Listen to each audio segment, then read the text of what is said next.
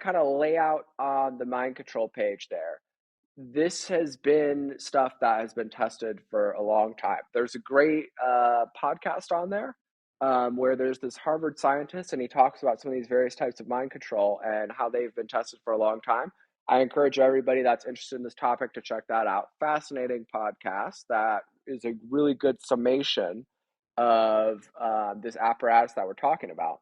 Awesome. But it started back in the 1940s, right? So my dad was one of the vendors of the year for Raytheon, and one of the quintessential like Raytheon lores, like the stories that they tell, is the invention of the microwave, right? So during World War II, they were inventing this radar, and they were using millimeter waves or microwaves to try to do that. And they had these big dishes that would essentially spin, right? And it'd be sending out these signals, and if it would hit something, it would bounce back, and you could kind of tell whether or not these planes were coming across to come bomb London.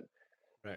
Um, and one of the things they realized, there was a scientist that they were working on this, and they were standing next to the thing.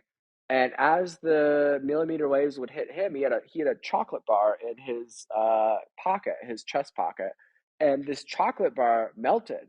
And so they're like, "Whoa, what's going on here?"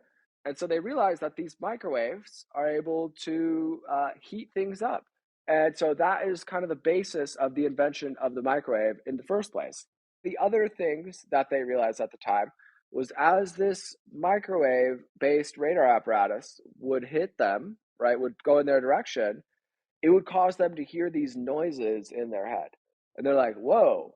So that was the genesis of this, and they developed this out over time to where if you hit people with the right type of targeted microwaves, you aim it at their head, you could do it from far away, you could do it through walls, you could make them hear voices and sounds and dogs barking or whatever you want to, right?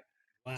So this is one of the methods that has been being developed over the years, and they deployed this in the first Gulf War, like in the early 90s.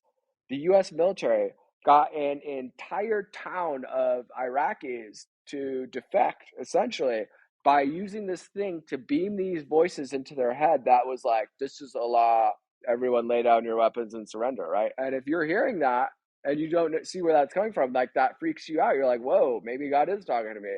So Right. they successfully got an entire town of Iraqis to be like, whoa, okay, we're putting down our weapons and we're surrendering with this microwave based voice to skull technology.